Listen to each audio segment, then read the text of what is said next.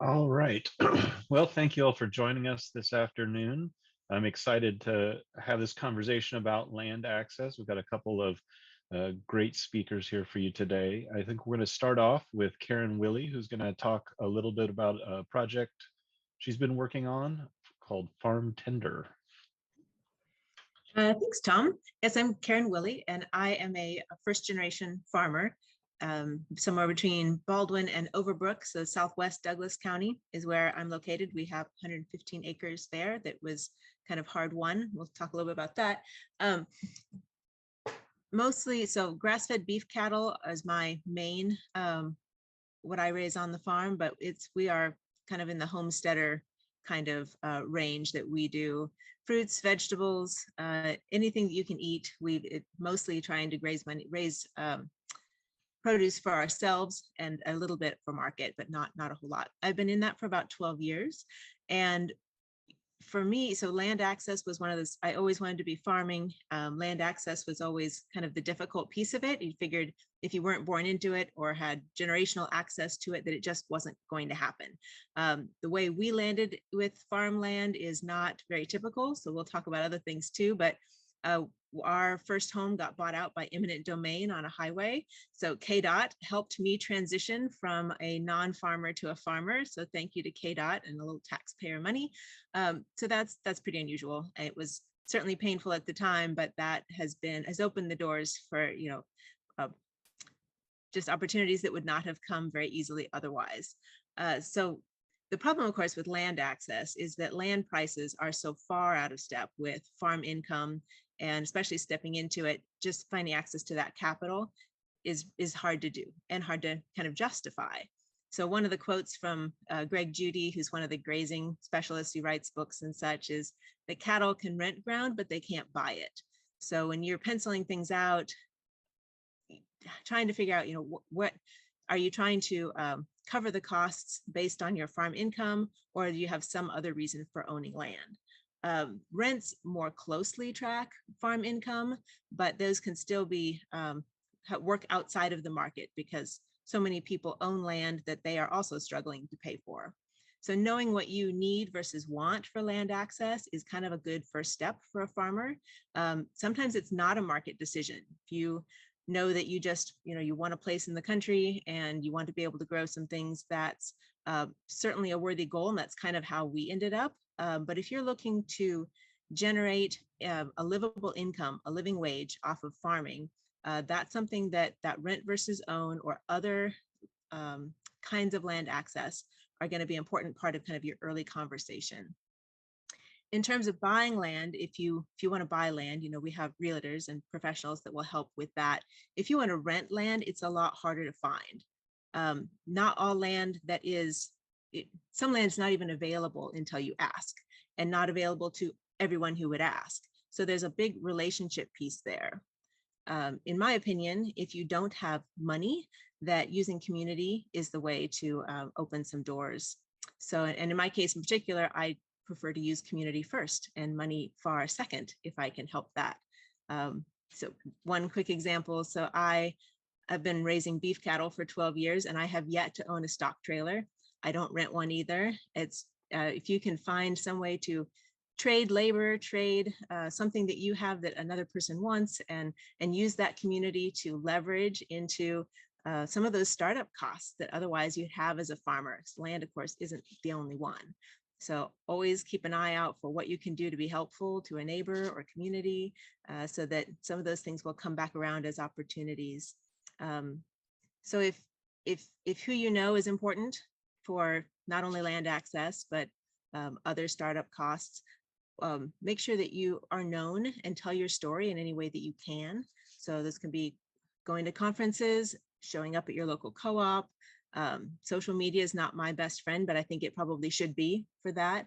And just making sure you know your neighbors. Don't be afraid of the long game. There's no need to push yourself into farm land access opportunities, but just telling your story and having it be out there can be, people will then start maybe coming to you. So Jimmy Emmett's another kind of grazing person that shows up at conferences. He talks about having made an ask, and then 5 years later, that landowner came back to him and said, I want you to rent my land. And that's been an ongoing lease for 30 years. So it's a relationship game. If it were just about money, I mean, that's a hard one to solve, but I think relationships can actually solve quite a few other pieces. Kansas Rural Center, because I serve on the board there, the Rural Center also has been interested in this space for a long time. How do we get land access? And so this conversation is certainly not new to us. But a few years ago, as we were jumping off into that conversation, we surveyed landowners to see if they were asked, would they give up an acre to a vegetable farmer, new farmer, and overwhelmingly, people were interested in that. So we know that there's a space that there are people who are interested in land. We know that we have beginning farmers interested in farming who are looking for access to land. So now, how do we connect those dots between the need that we have?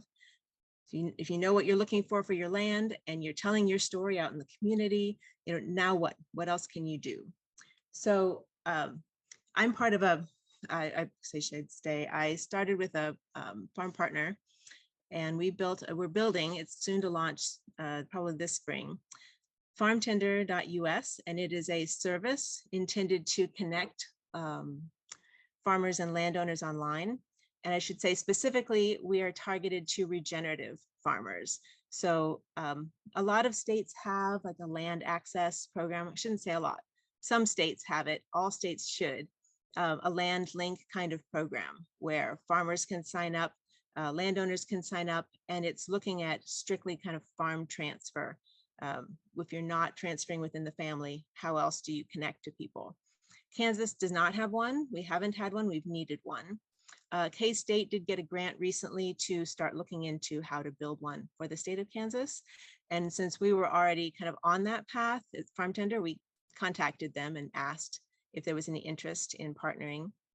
And they were not, which actually was wonderful because it freed us up to kind of follow that regenerative space, which is what we were secretly doing all along. It's like, how do you do this without bias? But we wanted to see farm practices on the ground and farmers on the ground that are honoring what the ground can bring, what the land can bring.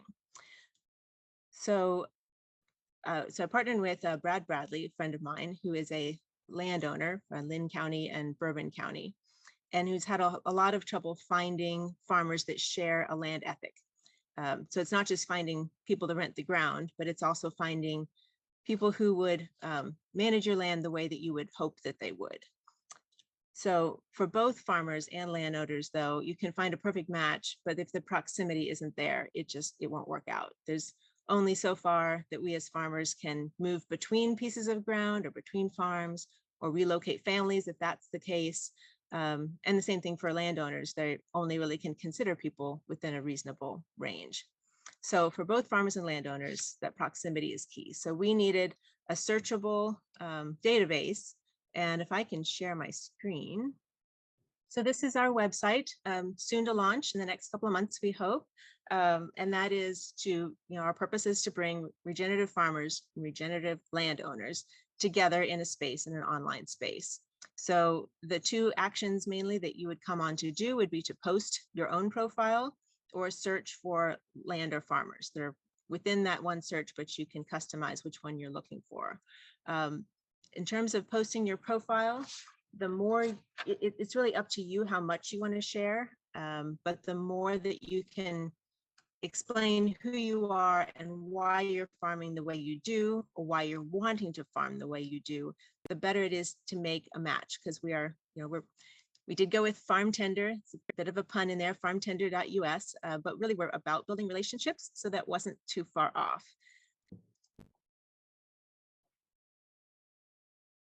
So the search will be free. You can search, we want to make sure that people know that there's a value to the site. So you can search for free. You can get overview for free of potential people that you'd like to contact, whether that's, in this case, would be landowners that you wanted to contact. In order to see more than that full details, or to be able to contact, you'll have to register yourself on the site. And that purpose, of course, is that we don't want to facilitate just strangers contacting strangers. We want to make sure that anyone who contacts you or that you contact them, that they have some legitimacy in the farming community and they have some skin in the game. So we do ask, as we're getting started, we'll have people that sign up for free because we need to populate the site first before it's very useful. And anybody that we can vet. So if they've come to a soil health conference or a farming conference, we figure that they are, on the site for the purpose intended. But we do charge a small fee after that for just a one-time fee to make sure that we keep out realtors using the site for just strictly marketing farms or for internet trolls and all of that. I think that barrier keeps us all a little safer.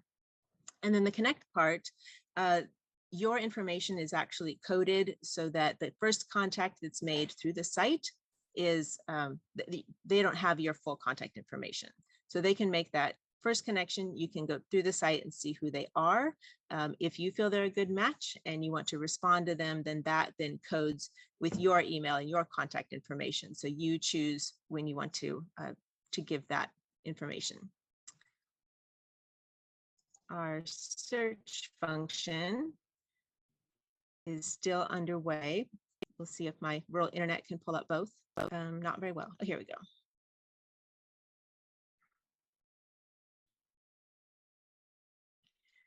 We are Kansas centric because that's where our contacts are for the moment, but we've had interest already just from the conferences we've gone to in Missouri, Nebraska, Oklahoma. So this will launch nationwide. I think we'll have more contacts in the state of Kansas, but the idea is that the regenerative community, not only who we look for land or we're willing to move to, but also just those contacts of who helps you, like when you have things to talk about regenerative farming, who do you talk to? And my particular contacts are not all local. So you can search through the box there. You can search either land or farmers or both. And this nice little blank spot here will be the other part that we're working on. And that is to work on mentorship possibilities. So the idea is land to own, land to rent, land to share. And that Tom's going to talk a little bit more about other kinds of land access opportunities and mentoring. So we know that farmer training is as much a part of the access as anything. We want to make sure that there's a forum for internships, for if you're wanting to hire a farmhand, or if you have a farm training program and want to have access to spreading that word to a larger community of people interested in regenerative agriculture.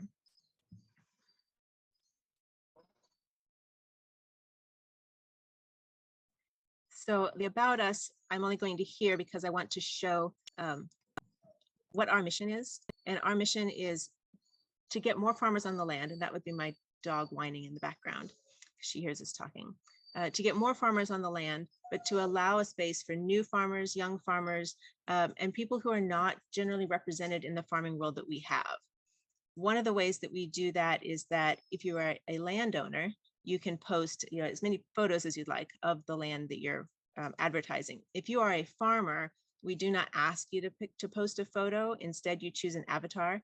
And that's to keep people from, just some of the bias that has been in farming already. How do we start tackling some of that and make sure that all people have access based on what they can show for themselves? So mentorship opportunities, those non-family land transfers, kind of cracking that open for farm access, and to get just more stewards, more people on the land caring for our land. So we have just a mission to make land more accessible to people of color, to women, to people who bring different experiences to the farming world, because we all need that. So I'm going to stop sharing here. And actually, let me share. So right now, this site is not yet live. If you go to farmtender.us, I hope you will. And this is our holding place for now. And we hope you'll sign up to get those email updates. It should be pretty soon, and it would come with a free code. But we would hope that if you sign up through there now, I will contact you in the next month or so as we get this up and rolling to populate that site. And once we get a full range of landowners and a full range of farmers in there, we can start making some really meaningful connections.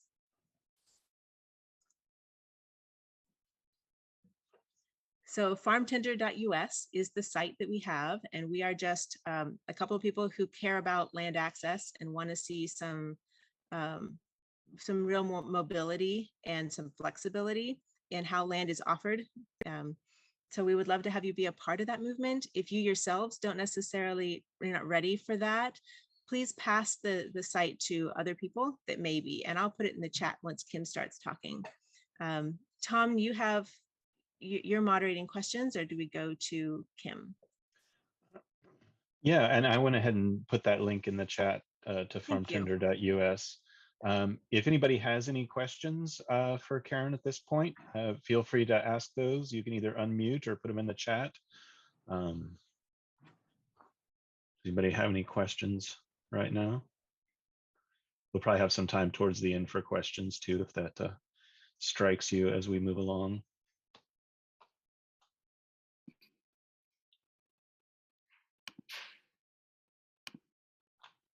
You have a question, Kathy? Karen, this sounds wonderful. I intend to be one of your signers, uppers, customers, whatever you want to call it. Do you guys need startup money?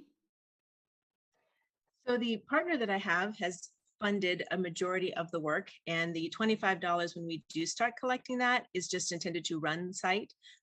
So I would not say no. That it is a cost that we have been absorbing without any intention of necessarily seeing that return. Plans not really to monetize the site, though that is entirely a possibility, but that hasn't been a direction we've gone yet. But I would be glad to take your information. And would you be signing up as a landowner or as a farmer, or both? Oh, I'll contact you directly. People don't have to listen to all of my. No, I was just curious.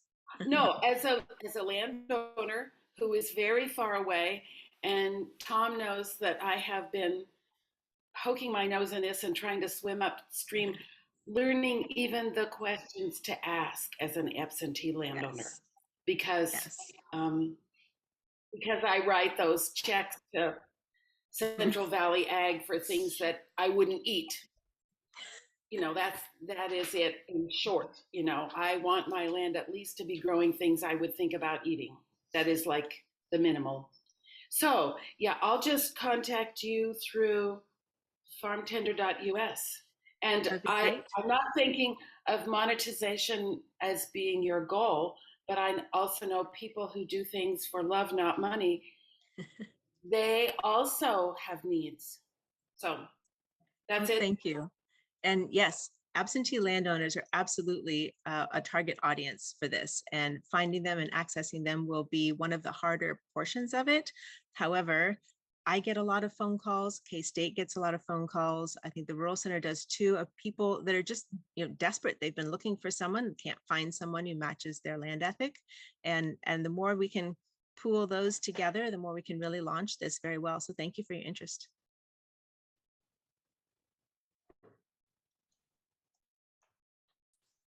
Great, thank you. Hey, Karen. Yes. This is Scott Satterthwaite. How are you? I'm doing well. How are you? Good. I'm doing great. Hey, we're wanting to know from an agency standpoint. I work for the Kansas Department of Health and Environment Watershed Management Section. Mm-hmm. We are really engaged in trying to promote soil health. You know, we're funding interseeders all over the state and so forth. What kind of a role could we play in, and I'm not going to say there's any grant money or anything available, but what kind of role could we play? Because this has been a huge task to try to figure out how to get this done from an agency standpoint. Do you have any ideas? Very much. We would love it if you would send this once we're launched, or even before, if you'd like, to be able to send this to your customers. It doesn't have to come from us. It can come just from you, just the people that you contact with anyway, through the department. And then if you go to conferences, to just either have that as part of your booth. We can't be everywhere. There are only two of us. But I think conferences are where we will find a lot of our initial contacts. So anything you can help with that would be great. And I'd be happy to send you flyers and handouts or kind of talking points to take that to conferences for us when we can't be there. Okay. So if I email you just to have you start updating me on things, Mhm. I didn't know for sure if I should actually go through the website. Do you have a You sure you do you sure have an can. email? Yeah, info@farmtender.us. Okay. So it's info@farmtender.us. All right. Thank you, I should Karen. have shared that first. Thank you. Thank you, Scott. Good And I had a job. question in the chat about, is the website for land to buy or just rent? And it is all of those. We're also hoping that people will sign up with other kinds of land access ideas if they want to, if they're willing to share, if they're willing to cooperatively own something, if it's rent to own or just some kind of other access option. We're kind of just leaving that open as things unfold for how we get people on the land. We want to make sure that we are able to adapt to cover those needs too.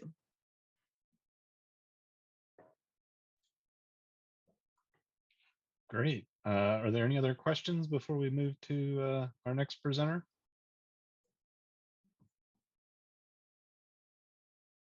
Well, thanks so much, Karen. That was very informative. And with that, we're going to turn it over to Kim Kreiner Ritchie from the Douglas County Sustainability Office, who's going to be talking about some of the work that she's in charge of here. Hi, everyone. I fibbed to my co-presenter and your facilitator that I wasn't going to come with a fancy presentation, but I actually just got caught up in it. So it's not, I'm not saying it's fancy, but I do have a presentation. So I will go ahead and share my screen. Okay. Thanks for the introduction, Tom. I am the food system planner and interim sustainability director for Douglas County. I am not a farmer. If I'm lucky, I get to eat something out of my garden each year before either I or something else kill it. So I have a lot of respect for those who are farming or interested in farming. I do understand how challenging growing food is and how important it is. So I'm coming to you from the perspective of an organization or effort that might be interested in helping aspiring farmers with land access. Going to go over some lessons learned for you because we have learned a lot with our Common Ground program, what we're doing next, and partners and efforts to look out for if this is something that you think might be a good fit for your community. Okay, so the Common Ground program is actually now consists of 10 sites. So it's an urban agriculture and community garden program. It was created in 2012, and our incubator farm was one of the very first sites. So it's grown from 5 to 10 from 2012 to today. And there are a variety of models encompassed in Common Ground, including your traditional community garden with family plots, some communal spaces that are managed together and then either harvested by the community or open for public harvest. And we have permaculture demonstration and then of course our 4 1/4 acre farm, which is what I'm going to focus on today. So here's a little aerial of our incubator farm. Plots, as you can see, tend to be around 1/4 acre, or they can get bigger.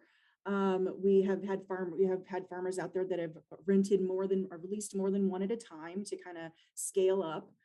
We don't necessarily always have like 1 per acre or 1 per plot out here. The plots can be leased for $100 an acre a year. So as you can see, if you're basically renting or leasing 1/4 acre, that cost to you is pretty low. So we're trying to remove, the immediate barrier of cost of land. Farmers do pay for, there's a water bill that's split up amongst them through a meter. And they cover costs for their own growing methods and seeds and supplies and things like that as well.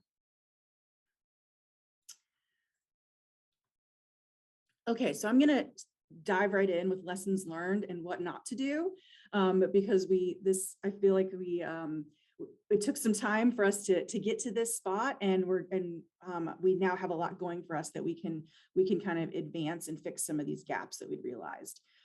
Start out with infrastructure and support from the beginning. So when our incubator farm was launched, it was going back to this, it was just the land. The shed didn't even come until 2015, 2016 through a grant.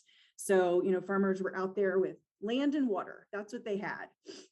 There was no one, well, I should say, we are lucky to have an extension agent really close, extension office, agriculture agent really close by. They have been a resource to the program the entire time, but the program did not have staff that was directly overseeing the site. And so we ran into things like Johnson grass infestation because the beginning farmers out there didn't know what they were dealing with, and weren't necessarily like responsible for the plot next to them. And so we've run into some site issues without having someone consistently overseeing the site and its operations. Be realistic about your resource needs. So you might be tempted to go to the landowner, whether it's public or private, and say, this is going to be great for you because you won't have to manage the land anymore. We'll do it for you. Well, if you do that, make sure that you really mean it and you're resourced to do it yourself. That you don't, need the staff to come along later and fill in enormous ruts in the road, or you don't need them to continue to mow the perimeter of your farm, or else you're going to have, weed encroachment. And so what we have realized, having made that argument to the city in 2012, was that we actually, these are public lands, and we do need the buy-in of staff and landscaping and parks and rec and maintenance to help us continue to keep these sites thriving in ways that a small office that doesn't have machinery can't do, or we can't expect our farmers who are leasing just their plot and not the entire farm to take care of. And as we've learned through the hard way, is that when you tell someone they don't have to manage the land anymore, they take that out of their budget. And so when you come back and ask them for help, they are not going to have the money to help you do that. And it doesn't end up being resourced anywhere. And so we are working to kind of build that back in to support through our government. And I will tell you some of the ways that we're doing that. Set expectations for how long the farmers will be part of the program or on the land. That was another thing that we didn't do right up front. We had a lease that was basically renewable upon 3 years, but it did not have an end date or a term length. And that becomes very challenging to think about, well, what's next for this plot of land or for this particular farmer when they've been working on the soil health on that plot for 5 years. And without, the support and resources to help them really be successful in terms of thinking about a transition plan. Or is transition even realistic given the cost of land without a land pipeline or a network, which we do not have in place, as Karen mentioned. And then, we continue to listen to the needs of our farmers and continue to learn from them. It's for this program to serve them best, which, they're really as well-intentioned as setting this land aside to grow food and have access to land was from the very, very start. There was not a lot of sustainable strategy that went into how this will be maintained and support farmers ongoing. So a couple things that we have going for us in our community that are really coming up to bat to support Common Ground is some planning processes that are happening in our community that have happened. So in 2015, Common Ground was, off and running for a couple of years at that point. In 2015, Douglas County and the city of Lawrence it went into an effort to update their comprehensive plan. And the Sustainability Office and the Food Policy Council saw opportunities to build in food system interests into this community plan so that they would align with other community needs, and there would be more ground to stand on to support these programs because they had become community policies. And so making this hyper relevant to our community and knowing, what our needs were and what our assets were, we were able to specifically cite common ground in our food system plan, and growing food on public land is a value for our community. Oops. So fast forward a few years, and then the city of Lawrence is working on their strategic plan in 2019, which was adopted last year, or at least the performance indicators were adopted last year, 2020. So using that food system plan, we were able to say as advisory board and government, hey, it is already a community priority to grow food on public land. Let's make sure that this strategic plan aligns with what we've already said is really important to us. And so now we have food production on public land as a performance indicator for the city of Lawrence, which is really cool because that means they're going to be looking to measure it and increase it as a sign of success. And the city of Lawrence is, really put so much energy and so much value into this strategic plan. They're making funding decisions based on what's outlined here. So this is going to be really great for the future of Common Ground. Wanting to mention, in the years that we have not been in the most amazing spot for filling some of our resource needs in the program, we've been successful with Common Ground receiving both local and federal grants. Starting with a community foundation grant to help us get that shed up that I mentioned in 2015, a specialty crop block grant, which was received through Extension in great partnership with our Extension office in Douglas County, 2019 for most of 2020. That grant helped us start to dig into what is an operating model, what's the trajectory of this program, what's the trajectory of the people who come into the program, and what do we need to really support them, as well as installing some infrastructure that was much needed on the site, like a sink in a wash pack station. So up until last year, the farmers didn't have a sink out there or where to like pack their vegetables. Through investigation of that specialty crop block grant, we were able to pursue a small mini grant from SARE to hire a site coordinator to have someone consistently working out on the farm alongside the farmers, helping them with questions, helping them troubleshoot things like irrigation, and to make sure that noxious weeds weren't running amok because the farmers didn't know what they were looking at or not responsible for that space. And then most recently, we received an NRCS grant, which is going to help us grow capacity and training for our incubator farm and the entire program of Common Ground. So we're very excited about that. So I'll breeze through these. These are just some of the examples of the results of the specialty crop block grant. So for the first time looking at is what is the operating expenses for the incubator farm? Because we'd really just been like grabbing as we can to get stuff done and not having like this sufficient operating budget from year to year. What are our key expansion opportunities with the farm, including education, technical assistance, and then that really like key piece of transition planning. The suggestion or recommendation to create a board of supporters for the farm. So not just people with technical skills, but things like marketing, business development, that would be, go-to resources in our community for our farmers. And then some ideas of training that would be needed out there that we could consistently provide, which includes marketing, financials, business development, things like that. So with the NRCS grant that we've just received, we are this year able to launch the hiring of a full-time program manager. So as I mentioned, kind of previously, while I've been managing this program, it's really just one small part of my job in the sustainability office. So it hasn't had the full capacity of someone to think about this strategy or really put it on the ground or build community partnerships that will help our farmers really launch and be successful. And so we're going to have that now, which is incredibly valuable. Through the grant, we're going to be able to implement curriculum development and training plans for our farmers. Launch a pilot and apprenticeship program to bring youth or aspiring individuals onto the farm in an even like earlier capacity to see if it's something they want to try or they want to do as a kind of an incubator farm next step. And then considering what intentional recruitment in the application process for the farm looks like.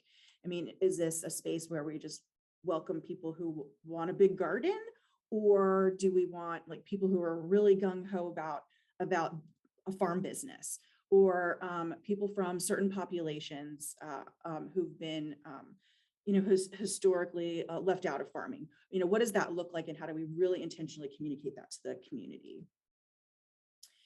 And then with this added staff capacity, we're going to be able to explore, long-term opportunities, such as, do we have room to grow from 4¼ acres? Is there other land in the county that we can make into a farm second level?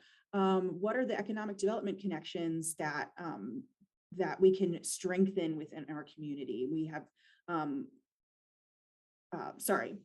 one study that the Food Policy Council had done was looking at agricultural economic development in the community, and what kind of economic development do we want to see, and really trying to elevate agriculture as economic development. And so how can we connect to the Chamber of Commerce or e-communities or things like that are happening? We've got some grassroots conversations happening about landowner farmer networks with, farmers who are not farming all of their land and want to maybe mentor or welcome, an aspiring farmer to help steward some of that. So very informal, but just this energy that's building. And then last but not least, we have some really urgent conversations in our community happening around utility scale solar. And, we have these other assets in our community like beginner farmer training and economic development and agricultural heritage. And so the Sustainability Office and the Food Policy Council really officially making the recommendation that agrivoltaics be a consideration in these regulations and in this permitting process and in the design of these plans, so that when farmland and solar inevitably become united, that we're also benefiting the food system as well at the same time, and perhaps opening up these spaces for aspiring farmers to tend the land in a way that benefits them and the landowner and the community and the solar company. Okay, and then just last, if you're in a community and you feel like this is a great fit for it, or something that I'd like to see us do, find out who are your partners. Look at advisory boards. You might have a food policy council. This map here is from Kansas Food Action Network. They've changed their name to Kansas Food Action Network from KC Healthy Kids, so that's a little misleading. But look them up and find your food policy council if you have one near you. That's where you find out what they're talking about. Maybe they're talking about beginner farmer training, and you guys can align and join forces, or they're talking about land use or other things. So align your efforts with things that are happening in your community where food is important and maybe not being as much of a part of the conversation as it could. And that's it for me. Great. Thank you, Kim. Does anybody have any questions for Kim?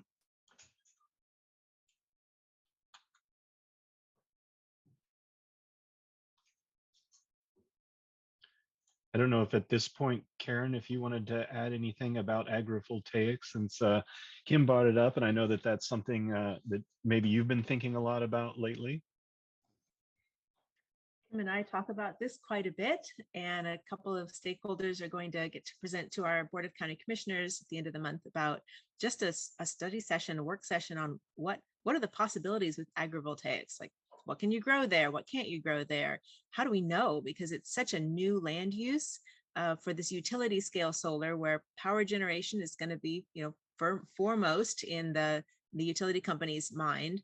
But there are other possibilities because they need the land, the vegetation to be maintained. So they're either going to pay someone to mow, or perhaps they would pay a farmer to do rotational grazing of sheep, which is the easiest kind of fit or the most well-known fit between solar and agriculture, or growing cool season vegetables through the summer under the shade of the panels. There's a lot of space between panels to be used and not just under the panels. And already in Douglas County, we're requiring that it be fully vegetated in and around the panel installations themselves. So we feel like there's a possibility that the solar kind of breaks open that land access piece for at least kind of those scaling farmers, that they can have access to land, and instead of paying for the privilege, perhaps they get paid to do that land management, which doesn't mean it'd be easy. There's they would, the utility companies would be paying for a particular kind of management, that they need that vegetation to stay below whatever their panel height is. But I think there's some real possibilities there, and there's some excitement that if we can train people to this, there's so much land that is going to be under this new use before too long. And not just Douglas County, but counties all over the state of Kansas are being approached for large scale solar in the realm of thousands of acres for each project. So that's an exciting piece, I think, for potential farmers to move into that space, even if it's in addition to your other activities. I think it's pretty fun. Kim, do you want to say anything more about that?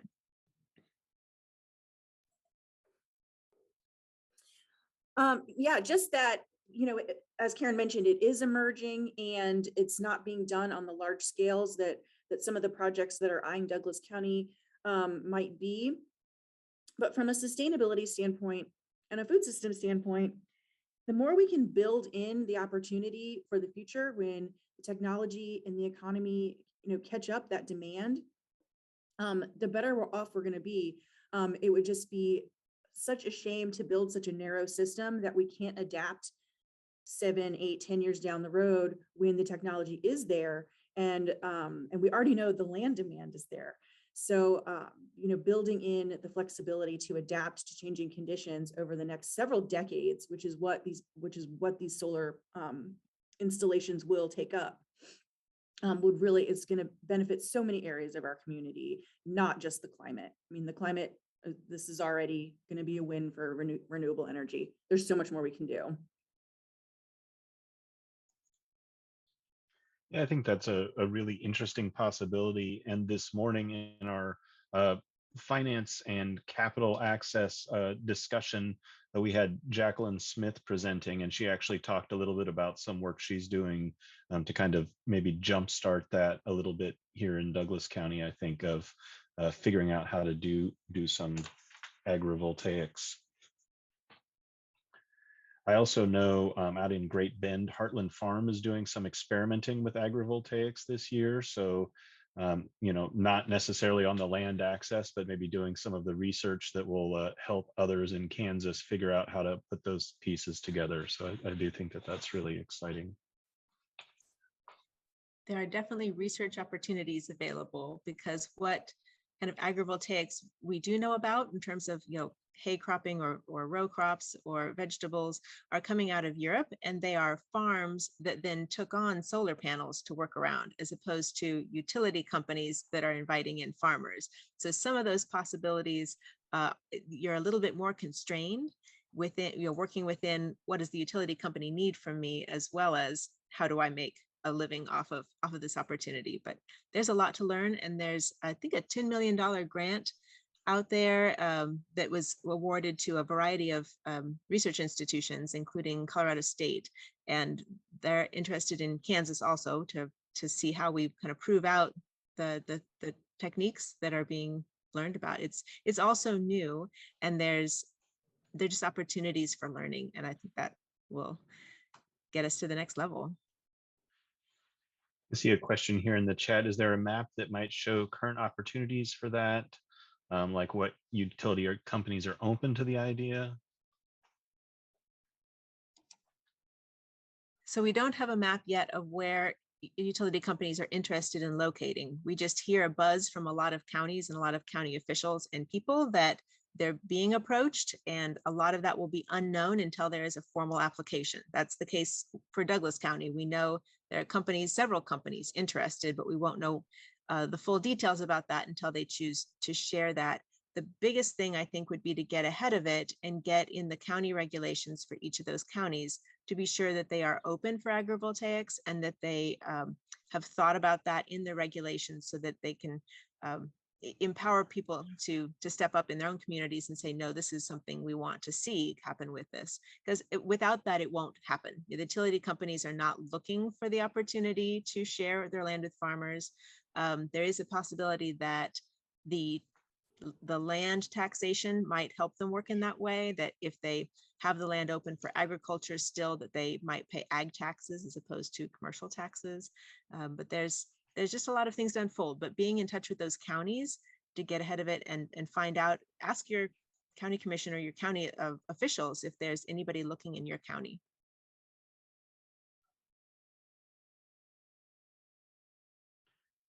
I did just want to mention kind of on the tail end of that agrivoltaics discussion, that alternative land access, I guess what we'll call alternative land access, is something that the Kansas Rural Center is working on.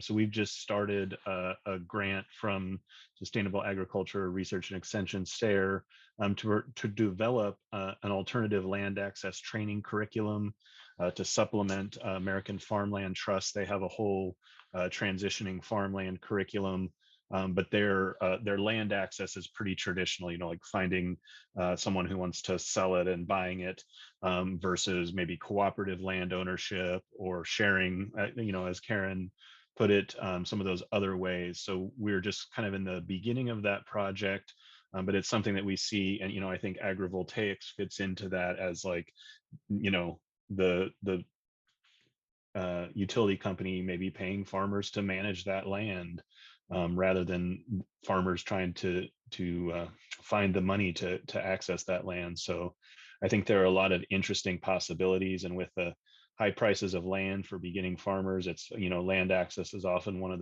the biggest challenges.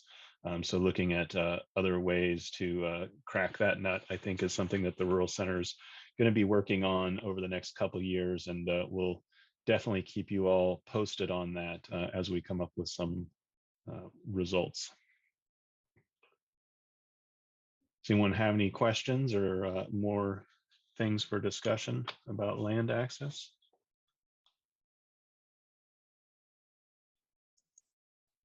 I'm also open for feedback if anybody's thinking of things that they would like to see in the land access website. If there's anything else that we should be thinking about before we launch.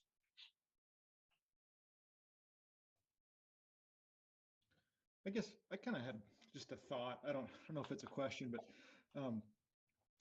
it seems like one trend that I feel like maybe we've seen on the ag lending side this year is just sort of an entry of absentee landowners they're new. They're guys that are maybe looking to buy land as an inflation hedge, and some of them are short-term landholders. They may only plan to own it for 5 years and then sell it.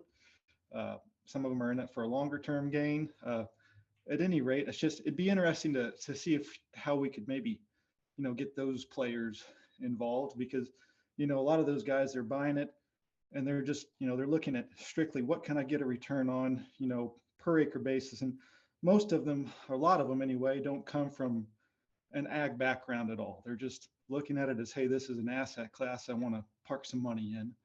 And so it looks to me that, maybe if they had the education there first, because, a lot of them, I think they end up sort of married with a, traditional farmer that is probably one of the top 5 biggest farmers in the county already. And I've often wondered, is there an opportunity there, for instead of, maybe the largest, producer in the county, having that partnership, is there a way to, bridge that gap? So I just wanted to mention that, because I think that's going to continue. I think, rates are climbing, and we're continuing to see guys that want to, lack of a better word, it's a land grab, but I don't think that has to be a bad thing. So I think it could be an opportunity for this. So anyway, just thought I agree. And we'd love to have access to the people, or have you have access to the people that are buying land at the moment, because they there's a large learning curve with how to manage land well, and land that stays in somebody's hands for 5 years and then changes again with minimal management doesn't benefit nature, doesn't benefit the food system. So yeah, the more we can get that in the hands of especially people who are new to farming, give them a chance on it. So long as, and this is part of that relationship piece that comes through the farm tender also, is to be sure that people are aware that that might be a short-term lease as opposed to a long-term lease, because a lot of the soil health work takes time and investment to see that play out. So you're working with, if you have a shared ethic, sometimes landowners will be willing to, give you a more favorable rate for a while you build that, or keep you for a long time, because those long-term leases are really key for a farmer to be able to reap the benefits of having put in that effort on the soil health side. And another big portion of our constituency would be people who inherit land. Maybe they, the parents or grandparents who are farmers, but they don't currently have any connection. They live in New York or on the coast and but they have a land ethic that they want to see happen there. And I think a lot of women who inherit land have an interest in seeing that be maintained in a particular way, and are often shut out of some of the traditional ways of learning about your farm community and accessing your farm community. And the hope is that they would be able to find that here also.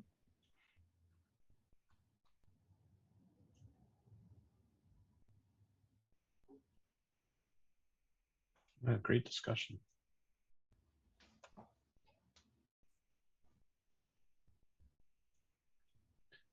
Anyone else have questions or comments?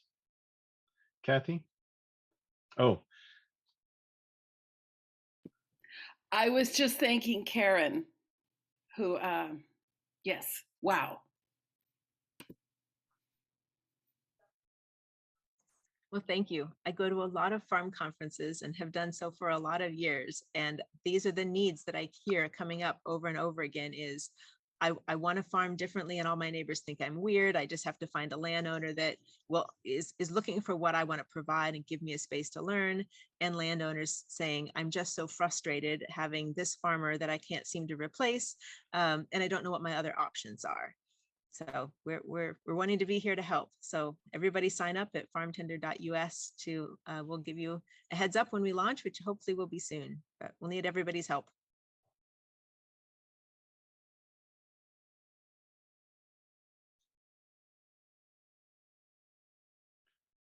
All right. Well, thank you all. If we don't have any other questions, we don't need to sit here in silence for the last 5 minutes of our scheduled time. I think we can cut it off a little bit early and maybe go out and enjoy some of the warm weather today.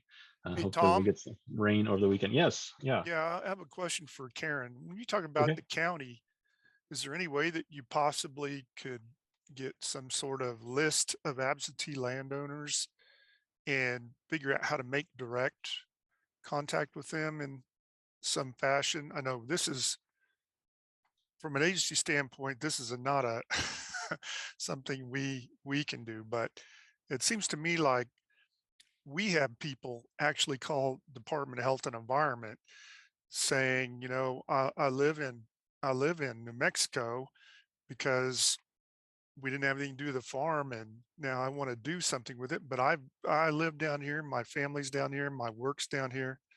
I really don't want my farm to go to whatever you want to call it, degraded or however that, you know, terminology is.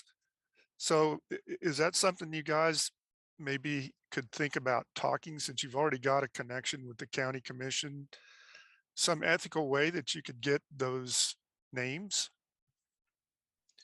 Well, as Jackie has pointed out in the chat, and also this has been what Brad has been working on, is can we go through the FSA? Can we go through the Register of Deeds? Like, how do we find out who owns land but doesn't live here? Which doesn't mean everyone would be interested in this, but I think there are a lot that would. And how do we find them? So that has been one piece that we're going to look into, and hopefully we can find a more systematic way. In the meantime, we're just working with the people that have contacted us and contacted other agencies that we partner with. But especially to do this nationally, we'll need to be a little more systematic about it.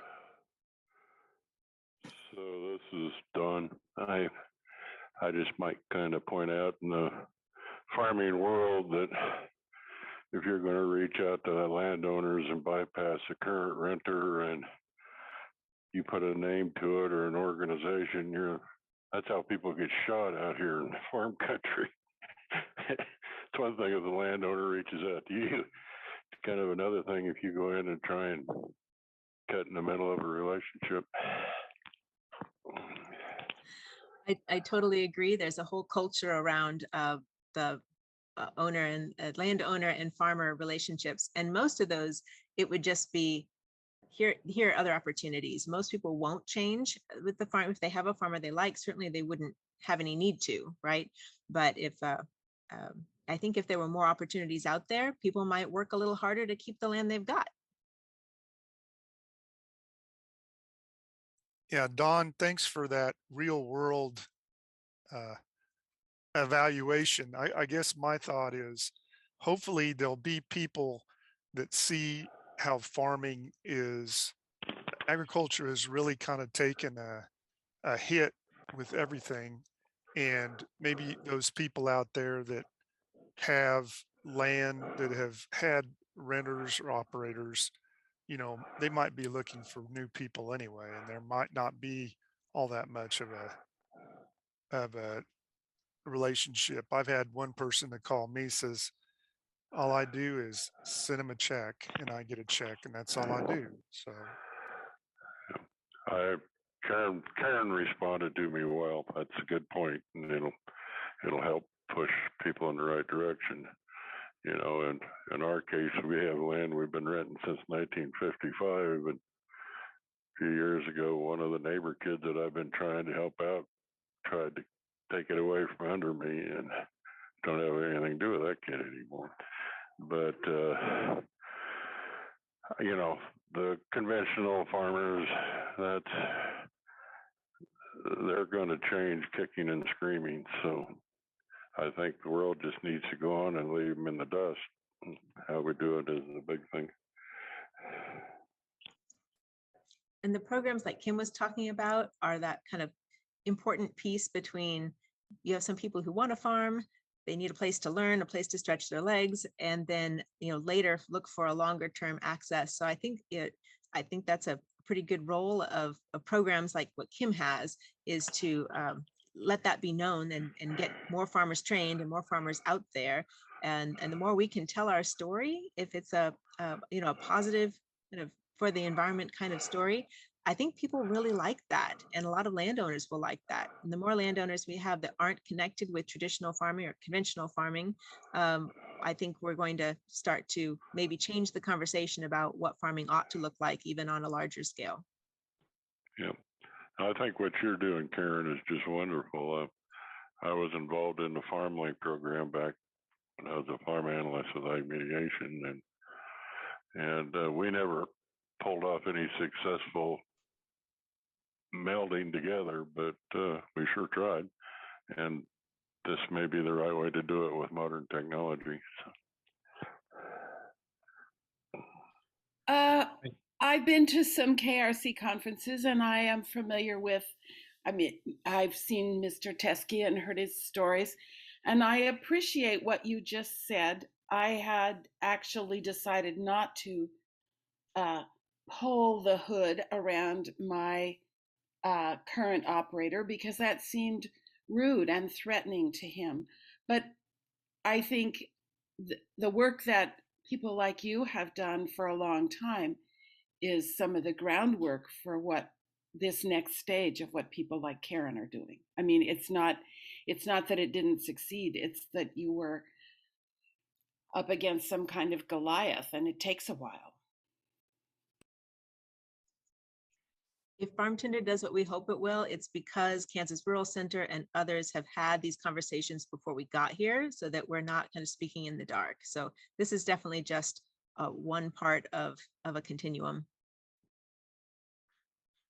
All right. Well, it's just after 2 o'clock, which is our scheduled departure time. Thank you all for joining us today. Thanks so much to Karen and Kim for wonderful presentations. And I'm always excited when I come to these things and get to learn stuff. So it's great. I'm really excited to see, the future of Common Ground and Farm Tender. So we will be circulating links to the recordings of this session. So if you wanted to go to the other session and couldn't make it because you were here, you'll be able to watch that. And Ryan is also going to send out a brief evaluation after the conference. It's always good for us to get feedback about what we've done well, what we haven't done well.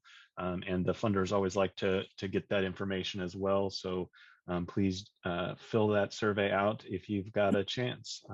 Thank you all for attending, and we'll look forward to seeing you at future events. Thank you all. Thanks, Tom. Thank you, Karen and Tom and all.